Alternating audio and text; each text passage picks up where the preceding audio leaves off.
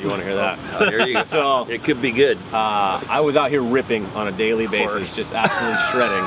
Just ask him. And legendary Mike Skelly came up to me with Tracy, the Mouth Ingle King, and they said, "Hey man, you out there are the best surfer we know, and we really need a guy to ride some smaller boards for Hobie, and we think you're the guy." And I said, "You know what? Wow, I could do that." I said, "Hobie's a fantastic company." I said, "I'd be honored to be associated with a company like Hobie," and the rest is history. We've been friends now for 8 years. 8 years, living the dream. Friends, every day. in quotation Not marks, exactly how I remember the story, but I'm sure it's close. Okay, a version of that. Yeah. Can you try that again with more humbleness? Like, yeah. Okay? So what happened was, I was out there doing really poorly, and Tracy actually rescued me one day.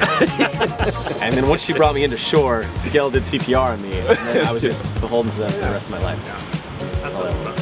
Yeah, I think that's more correct. Yeah. So the story's in there somewhere. It's in somewhere in between. between. That's really close. Yeah. We the funny thing is, I think stand-up paddle surfing has appealed to a lot of firemen in particular. A lot of us are active and athletic, but we tend to be bigger surfers physically. So stand-up has appealed to us, and a lot of us are older with aching backs, shoulders, necks, knees.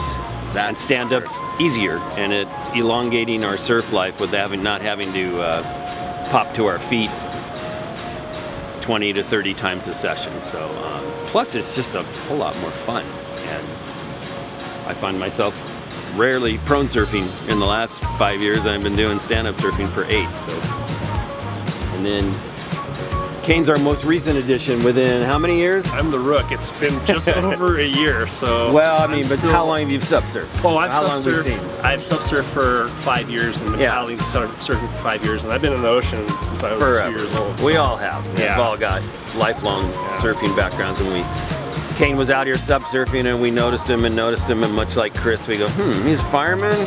He's probably upstanding citizen. Let's see if he wants to join the ambassador team. Yeah. And he surfs well, so. I have to be unhumble for Kane for a minute. He came from the bodyboard world, where he was a professional bodyboarder for how many years? Yeah. Probably like 3 to 5 years, somewhere around there. Yeah. Back in the late 90s and into the early 2000s. So the honest thing is that Kane rips on everything in the water, not just stand-up, not surfing, not bodyboard, but he can do everything. Thank you. Yes. And as you can see, his smile is absolutely infectious, so there's no way we're going to let him slide. Can you take me out on a date? Yeah, that's why we like him. Yeah. Mexican? We got Mexican? Okay. Yeah, I'm in.